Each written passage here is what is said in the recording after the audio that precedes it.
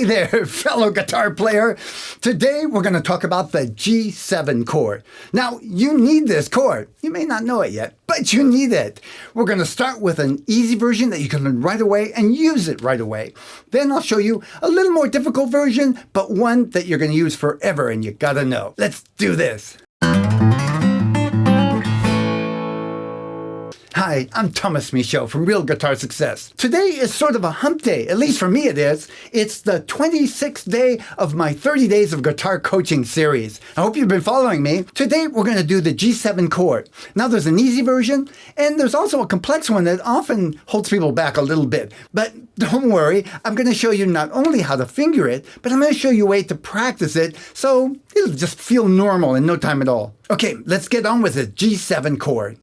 We're going to start with one of the easiest forms of the G7 chord, but it's effective. Watch this. We're going to take one finger, one powerful finger, and put it on the first fret of the first string and strum more or less 4 strings. G7. Yeah, that easy. Now, try it with me. Finger, make sure it's strong. Might have to exercise it a little bit. Okay, we're ready. On the first fret, press. That's really a G7. And it's not bad. Listen.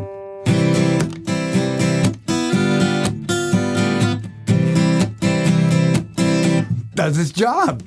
Now, you want to make sure you're kind of hitting the top 4 strings. It's okay if you occasionally hit the 6th and 5th, but you want to aim for the top 4 and not constantly hit the lower strings. They're not part of the chord. A little bit now and then won't make a big difference. So I encourage you, if this is where you're at, if you need a G7 to do something, an exercise or a song, go with the single finger version, and you can always add later. Now we're going to go on to the next version, which is considerably harder. On the other hand, with practice, it'll get easier and easier, and you can always start with a single finger and then add the other fingers. Watch. We'll take that power finger first, stick it on the first fret. Now we're going to take your second finger and stretch it over to the 5th string. You don't have to worry about missing that string now. You're covering it. 2nd fret, 5th string, A string. Now we've got a 3rd finger hanging out there. Put that on the 6th string, 3rd fret. That's a low string. You've got you a nice full G7 chord. Now, if you're trying it with me, shake out for a second. Let me talk about this. One of the keys to making this work properly is having your thumb enough behind the neck. If your thumb's up in here, stretching all the way across the neck, it's going to be really hard. I've seen some people do it, but they have to manipulate so much, their hands hurt after a while, their wrists. No. What you want to do is get your thumb behind the neck. See, my thumb is right about there. It doesn't have to be exactly like that, and it's okay if it's a little to the side, but generally in that area as opposed to up here. And then make sure you angle your fingers up and down. Now you see, even when I bring my fingers over, I need to move my hand a little bit this way. Not sticking out. That's going to kill your wrist after a while. Just kind of straight down, whereas sometimes I'll have it back a little bit. And actually, with the correct hand position, it's not that difficult. I know you're saying, my fingers aren't that long. Well, really, I've compared mine to other people, and mine's about in the middle, maybe a little longer than average, but not much longer, really. I've seen much longer than mine, and I've seen people with very small hands do this with no problem. So that's not a showstopper, really. It's a matter of just working the right angle and getting your fingertips tough enough to where when they do that, it doesn't hurt and you're not concentrating on that. Part of it is keeping your elbow kind of tucked into your side, not forcefully tucked in, but as opposed to sticking out like this. That will make it very hard. It's these little things, and you can't get it all at once. It's just one of those things you keep at it, and it gets better and better. But I want to give you a quick exercise or two to practice this. And what you do is you apply those little tips along with the exercise a little bit each day. So to start with, just reach your hand up and form the chord, even if it's one finger at a time. Do it with me. 1 finger, 2 fingers, 3 fingers. I was deliberately rushing you a little bit. Now let it go. We're going to do it again, but we're going to count to 5. Ready?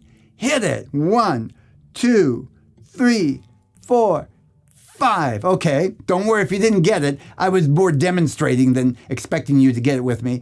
Now you cut that down. Let's say you can do that. Let's go again. Go. 1, 2, 3, 4. Okay? You put the pressure on. And keep getting yourself to finger it. You want to memorize how to finger it so you don't have to think about it too hard. That's when you can pay attention to the little subtleties. It's not you finger it and you keep banging away at it until it sounds good. No. You keep working it. Little by little it gets better. But first, you work on memorization, where the fingers go. And then you're free to pay attention to little subtleties. Hand position. Oh, it feels tense. Oh, my finger's too far away from the fret. Let's move it up a little bit. Okay, let's try it again. Okay, getting closer this time. Oh, a little farther. Okay, let's move them up. Let's try that. Let's try that again. You get the idea. Now, when you've done that for a little bit, and it's not something you sit there for an hour or do, you do 5 minutes at a time. Then you practice it with another chord. My suggestion is a C chord. They are often together in the same song, C and G7, and they're a good switch. Watch. Here's a basic folk style C chord, I call it. And going to G7, you move the third finger over a string. You move the first finger the other way. Now the second finger over. Now, I did it in an order that doesn't matter, really. Because really what you're going to do after a while, and this is what you're aiming for, C chord, G7. They all move together at the same time. That's where you're aiming. You don't start there. 1 finger, 2 finger, 3 finger. But if a different order works for you, that's fine too, really. 2 fingers, oh, they all went at the same time. I can't even stop myself. Okay, so here's the exercise. First, just practice switching. Right, G7. See, try it with me. Fumble, really. I got to get you to be okay with screwing it up at first. Fumbling. Here we go. C chord. Got it? G7. Got it? No, that's okay. C chord.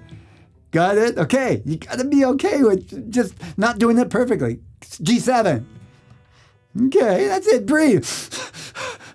Okay, now we'll put a little rhythm to it. This is kind of the next level. I'm going to strum C twice and then G7 twice. Don't worry about if it's speeding up or slowing down. Just try and do it with me. Ready, go. See? Now go to G7. You want to think about it a little early. You don't have much time. Now back to C. And G7. Okay, that's enough. I know that's 3 levels above where we started, but I want you to see where you're aiming and start adding those. Feel free to come back and watch this video again after you've practiced just fingering it and you feel fairly comfortable there to check out the exercise and maybe even try it along with me. I want you to hear this from me. You can do this, even though it seems like a stretch at first. I've seen it over and over and over. People who thought they had no chance of ever getting this, after a while, they don't even give it a second thought. Really, little hands, fat fingers, you can do this. Hey, thanks for joining me today. I hope you'll leave me a comment and let me know that you're out there. And if you like what I'm doing, give me a thumbs up and subscribe if you haven't already. I'll be back tomorrow with day 27. I hope you'll be there with me. See you then.